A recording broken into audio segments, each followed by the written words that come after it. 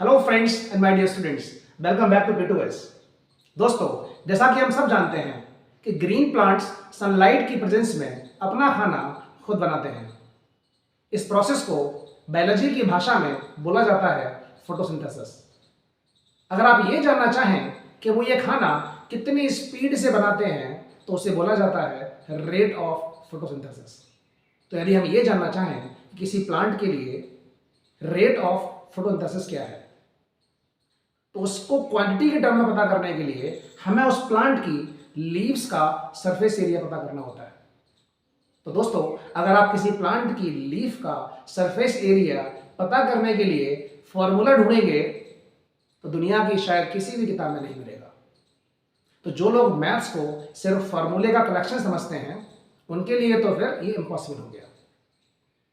तो आज के इस वीडियो में मैं आपको बताने जा रहा हूं कि कैसे एक प्राइमरी लेवल का या प्राइमरी स्कूल का स्टूडेंट एक प्लांट की लीफ का सरफेस एरिया कितनी आसानी से निकाल सकता है। तो दोस्तों, अगर आपको वीडियो पसंद आए तो उसे लाइक करें, दोस्तों के साथ शेयर करें। चैनल को अगर आपने अभी तक सब्सक्राइब ना किया हो तो ज़रूर करें, और अगर आपके पास हमारे लिए कोई सलाह हो तो कमेंट बॉक्स में ज़रूर लिखें। तो दोस्तों, इससे पहले कि हम ये जानें कि उस लीफ का सरफेस एरिया हम कैसे निकालेंगे, ये जानना चाहिए कि एरिया बेसिकली होता क्या है।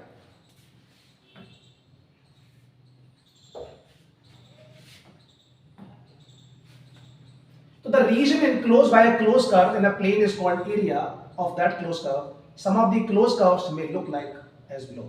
तो मैंने कुछ पिक्चर्स डाली हुई हैं। ऐसा नहीं कि सारे क्लोज कर्व ऐसे ही होते हैं, there can be millions of close curves और may be more than that. तो आप देखेंगे, इसका सिंपल भाषा मतलब ये है, आप ऐसे समझें कि आप किसी बिल्डिंग में या किसी कमरे में आप खड़े हैं, आपने उस फ्लोर पर किसी एक जगह से चलना चालू किया, आप चलते गए और वापस अपनी जगह पर आ गए। आप एक जगह पर खड़े थे, चलना शुरू किया, चलते गए और वापस अपनी जगह पर आ गए। तो इस कर्व को हम कहते हैं क्लोज कर्व। तो जो रीजन इनक्लोज हुआ, जो स्पेस इसके अंदर इनक्लोज हो गया, इसे बोला जाता है एरिया। इसको हम एरिया कहते हैं। अब सवाल उठता है कि अगर ये क्लोज कर्व है तब तो अच्छी बात है, अगर ये क्लोज ना हो तब क्या होगा? If it is not close, मतलब आप कमरे में खड़े हैं, आपने यहां चलना चालू किया, यहां तक गए, फिर ऐसे गए और यहां तक आए, मतलब जहां से आपने शुरू किया वहां वापस नहीं आए। और आपसे पूछा जाएगा इसका एरिया कितना है, तो बेसिकली एरिया टर्म इसके लिए एप्लीकेबल होती ही नहीं है। क्यों? क्योंकि ये क्लोज कर्व हुआ ही नहीं, तो एरिया यहां पर एप्लीकेबल होगा ही नहीं। अब बात आगे करते हैं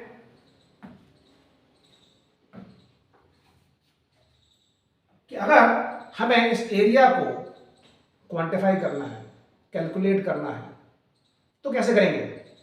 सिंपल भाषा में समझिए, अगर मैं आपसे कहूं किसी बिल्डिंग में आप खड़े हैं, किसी कमरे में खड़े हैं, आप किसी हॉल में खड़े हैं और उसका जो फ्लोर है वो सर्कुलर हो सकता है, वो रेक्टेंगुलर हो सकता है, किसी और शेप का हो सकता है, और हमें उस फ्लोर पर टाइलिंग करनी है, मतलब टाइल्स लगानी है। टाइल्स लगा करके उसके स्पेस को कंप्लीटली फिल करना है, वो हमारा पर्पस है। तो देखते हैं एक बार क्या क्या पॉसिबिलिटी हो सकती है। देखिए, अगर मैं स्क्वायर शेप की टाइल लगाऊं, सर्कल शेप की टाइल लगाऊं, ट्रायंगल शेप की टाइल लगाऊं या किसी और शेप की टाइल लगाऊं, तो किस तरह की टाइल्स ज्यादा सुटेबल होंगी, ये लोगों के दिमाग में आया जब लोगों ने एरिया को क्वांटिफाई करने की कोशिश की थाउजेंड्स ईयर्स बैक। तो एक बार कुछ सैंपल्स देखते हैं। सारे तो पॉसिबल नहीं है, इतना टाइम नहीं है, नहीं तो बहुत ज्यादा टाइम लगेगा। तो देखते हैं, एटलीस्ट 2 एग्जांपल लेके देखते हैं। तो देखते हैं, हमारे पास अगर जो फ्लोर है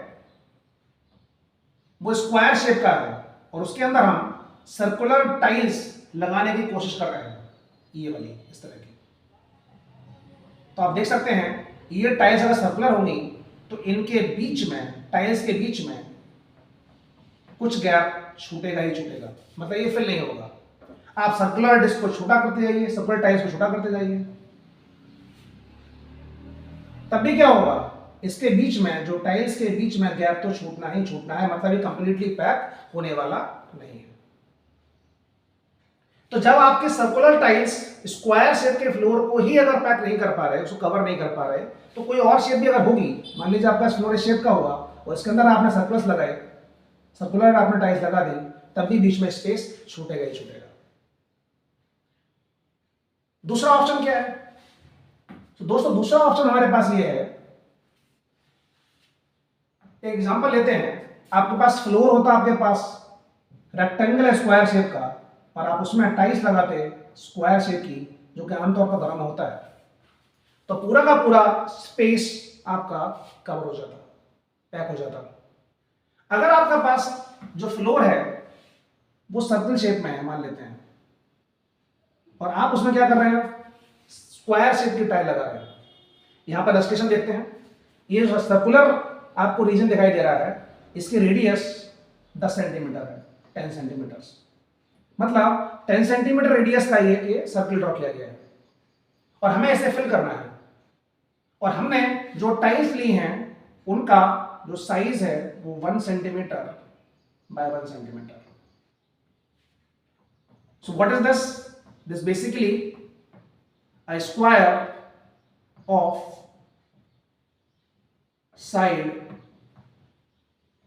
1 सेंटीमीटर, और इसी को बोल दिया जाता है 1 सेंटीमीटर स्क्वायर्ड, जिसको हम सिंपल भाषा में लिखते हैं कुछ इस तरीके से। तो देखते हैं यहां पर कि हमने ये 1 सेंटीमीटर स्क्वायर टाइल से इनको फिल करने की कोशिश की, इस सर्कुलर रीजन को, तो क्या ये पॉसिबल है? तो देखते हैं, आप अंदर देखेंगे आप कि सारी टाइल्स एक दूसरे को बैक टू बैक लगी हुई है और कंप्लीटली पैक्ड है। दिक्कत कहां पे आ रही है? दिक्कत बाउंड्री पे आ रही है। कहीं पर भी देखेंगे बाउंड्री पर, तो वो जो टाइल है, स्क्वायर शेप की टाइल है, वो बाउंड्री जो कि कर्व्ड है उसमें पूरी तरीके से फिट नहीं हो रही है। तो यहां पर हम क्या करेंगे, अप्रोक्सीमेशन लेंगे। वो कैसे लेंगे देखिए, अप्रोक्सीमेशन हम ऐसे लेंगे, ध्यान से देखिए आप। अगर मैं इसकी बात करूं, ये टाइल 4 नंबर वाली, तो इसका मेजर पार्ट सर्कल के अंदर आ चुका है और माइनर पार्ट छूटा हुआ है, तो इसको मैं कंसीडर करूंगा, काउंटिंग करूंगा इसकी। और जहां पर छोटा पार्ट अंदर आया है और बड़ा पार्ट अंदर नहीं आया है, जैसे मान लो एग्जांपल ले लेता हूं मैं, ये वाला टाइल नंबर 290, तो इसका छोटा पार्ट तो अंदर है और बड़ा वाला पार्ट इसका बाहर है, जो सर्कल से बाहर चला गया है, इसको मैं इग्नोर करूंगा। ये ठीक वैसे हुआ कि अगर आप कहीं शॉपिंग करने जाते हैं तो बिल अगर आपका 98 रुपीज एंड 24 पैसे का है तो ये इग्नोर कर दिया जाता है। पर अगर वही बिल आपका 24.98 मतलब 24 रुपीज 98 पैसे का है तो वो आपसे 25 रुपीज चार्ज करता है। तो क्या किया आपने, इसको राउंड ऑफ कर दिया। वो राउंडिंग ऑफ यहां पे चल रही है। दोस्तों अगर ये आप इस तरीके से काउंटिंग करेंगे तो जो स्क्वायर्स हैं वो बैठेंगे आपके 340। कहने का मतलब ये हुआ कि जो 314 स्क्वायर्स आपके बैठ रहे हैं, और एक स्क्वायर का एरिया कितना है, 1 सेंटीमीटर स्क्वायर एरिया, टाइल्स लगा करके आपने जो निकाला है वो कितना बैठा, 314 सेंटीमीटर स्क्वायर। देखिए आपको टाइल्स कितनी है, लास्ट टाइल आपको 344 दिखाई दे रहा है। ये काउंटिंग करेंगे आप 344, सारे टाइल्स इसमें नहीं पैक हो पाई हैं, कुछ इग्नोर मारेंगे, निकालेंगे, बाहर करेंगे, और ये गिनती आपकी आगे बैठेगी 314 सेंटीमीटर स्क्वायर। मतलब कुल मिलाकर के ये हुआ कि अगर एक प्राइमरी लेवल का बच्चा जिसने कभी भी पाई आर स्क्वायर नाम ना सुना हो, ना वो पाई को जानता है, ना ही वो आर को जानता है, ना इस फॉर्मूले को जानता है, वो भी बच्चा इस सर्कल का एरिया कुछ इस तरह से निकाल सकता है। यही एरिया अगर क्लास 8-7 के बच्चे से बोला जाए निकालने को, वो पाई आर स्क्वायर यूज करेगा और यही आंसर आएगा।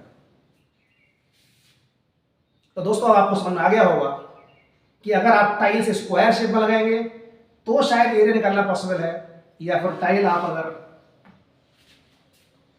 सर्कल शेप में लगाएंगे तो क्या आपको एरिया निकालना पॉसिबल है। तो आप देखेंगे ये सब क्या आपके पास स्पेस आपका रह ही जाएगा, तो ये चॉइस नहीं है। दोस्तों इस तरह से एरिया कॉन्सेप्ट डेवलप हुआ और उसकी यूनिट बनी centimetre square, metre square, millimetre square वगैरह वगैरह वगैरह। तो ये स्क्वायर क्यों आया? क्योंकि उन्होंने स्क्वायर शेप की टाइल्स को इस्तेमाल किया किसी भी शेप की फिलिंग करने में। तो दोस्तों आपको अंदाजा लग गया होगा कि अब हम लीफ का एरिया पता करने जा रहे हैं, तो उसके लिए हमें क्या करना होगा।